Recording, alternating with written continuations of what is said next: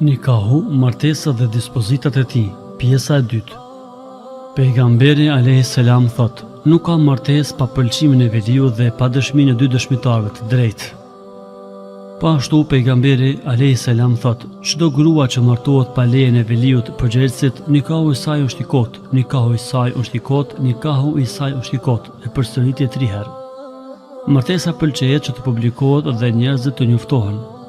Për ta publikuar martesën lejohet që gratë të bien defit, kjo është e veçantë për gratë, ndërsa burrat nuk lejohet të bien defit dhe të këndojnë me fjalë të zakonta për dasma, jo me fjalë që nxitet për në haram dhe lavdërohet harami.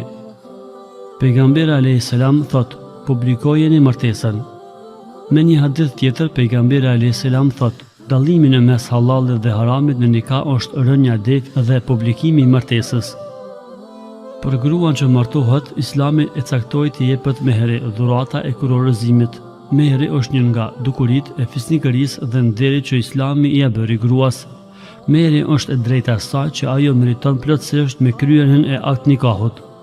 Pëlqejet që sasia e mehrit të përcaktohet gjatë kryerjes së akt nikahut. Allahu thot: dhe jepni me gjithë zemër grave tuaja dhuratën e kurorëzimit, An-Nisa 4. Mehri, dhurata e kurorëzimit është quajtur me emrin sadak, për shkak të fuqisë së tij, për shkak se është hak që patjetër duhet të jepet gruas dhe për shkak se shpalos dëshirën e sinqertë të atij që e jep në martesë, gjë që është bazë në detyrimin e mehrit. Esenca e mehrit është që të jepet në pasuri, si ari dhe para, ose në kapital, ose në diçka që ka vlerë materiale dhe burri ia dhuron gruas, si për shembull, ti bëj burrin ndonjë shërbim ose dobi, sikurse t'ia mësoj Kur'anin ose ta dërgoj në haxh. Mehri mund të jetë i menjëhershëm ose i vonshëm.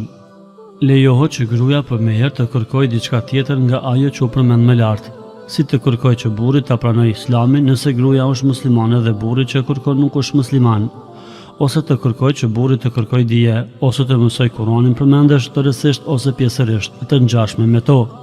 Mehri në esencë është bërë i lehtëshëm si e drejtë e gruas që ajo të përfitojë prej tij. Nëse ajo për meher dëshiron që burri i saj të kërkojë dije, të kapet për fe, ta pranojë Islamin dhe ta lexojë Kur'anin, lejohet dhe ky është mehri më i vlefshëm, më i dobishëm dhe më i miri. Islami nxiti që mehri të jetë sa më i lehtë dhe sa më i vogël. Kjo është më e bereqeshme dhe ndjekja e rrugës së profetit alayhis salam. Në një hadith ceket: mehri më i mirë është ai më i lehti. Me një transmetim tjetër, martesa më e mirë është ajo më e lehta në shpenzim. Me një hadith tjetër, nga bereqeti i gruas është lehtësimi i fejesës, lehtësimi i mehrit dhe lehtësimi i mbetjes shtatzën dhe lindjes së fëmijëve. Pëlqejet të bëhet dasma, qoftë edhe me një dele, që të publikohet martesa. Profeti a.s. e porositi Abdurrahman ibn Aufin, Allahu qoftë i kënaqur prej tij, duke i thënë: bëj dasmë, qoftë edhe me therrjen e një deleje. Nuk ka pengesë që muslimani gustin e dasmës ta bëjë natën e dhëndërisë ose edhe para, ose kur të bëj akt nikahun ose edhe para.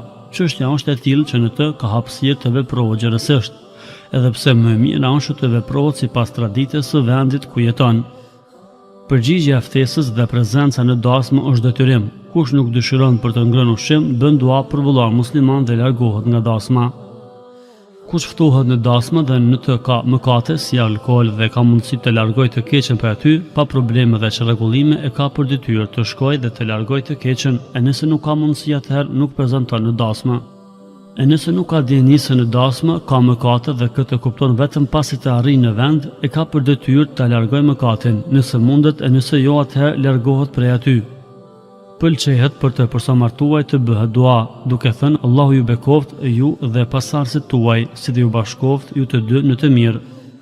Pëlqehet që burri natën e dhëndërisë të jetë gjentil me gruan e vet, të jap diçka për të pirë dhe të ngjashme me të, dhe ta vendos dorën e tij në ballën e saj dhe të lutet: O Allahu im, kërkoj nga te të më dhurosh të mirën e saj dhe të mirën që e ke bërë natyrë të saj, dhe kërkoj mbrojtjet e te nga sherri i saj dhe nga sherri që e ke bërë natyrë të saj.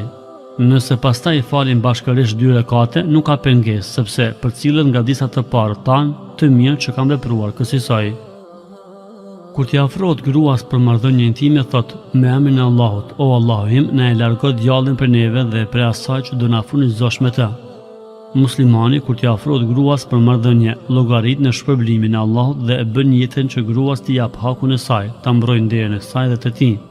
ta shtoj afërsinë me të, të kërkoj fëmijë të ndershëm dhe të synoj të mira të tjera të ngjashme me to. Lejohet burrit të afrohet bashkëshortës së vet si të dëshiroj, natën ose ditën, përveç gjatë menstruacioneve dhe lehonisë si të ndalohen marrëdhëniet në anos. Nuk ka pengesë për bashkëshortët që të lahen bashkërisht në një vend dhe me një enë. Ndalohet që burrit dhe gruaja të shpalosin fshehtësitë e tyre të shtratit, ato janë amanet i madh dhe ata të dy duhet të përkujdesen që ato të ruajnë për vete. Profeti alayhis salam thotë: njeriu me pozitë më të keqe në ditën e Kiametit tek Allahu është ai burr që i afrohet gruas së vet dhe ajo i afrohet atij, e pastaj shpalosin fshehtësitë e tyre. Islami nxiti dhe vërtetoi mirësinë e sjelljes së mirë me gruan, po ashtu Allahu i nxiti burrat që ta shtojnë kujdesin dhe sjelljen e mirë me gratë e tyre. Allahu thot: jetoni e silluni mirë me to. Në qoftë se ato nuk ju pëlqejnë atë shumë, duroni, sepse është e mundur që juve të mos ju pëlqejë diçka, por që Allahu në atë do t'ju sjell shumë të mira. An-Nisa 19. Dhe po ashtu thot: gruaja të mbahet më të mirë. El-Bekare 229. Profeti alayhis salam thot: ju porosis të silleni mirë me gratë tuaja. Profeti alayhis salam thot: më i mirë ndër ju është ai që është më i mirë me familjen e vet, ndërsa unë jam më i miri në mesin tuaj me familjen time.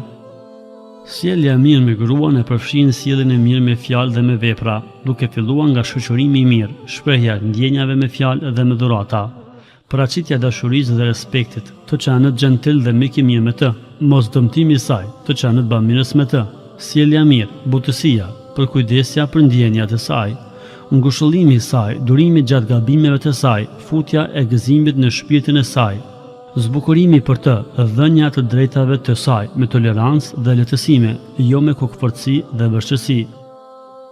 Nga arabishtja, Irfan Jahiu.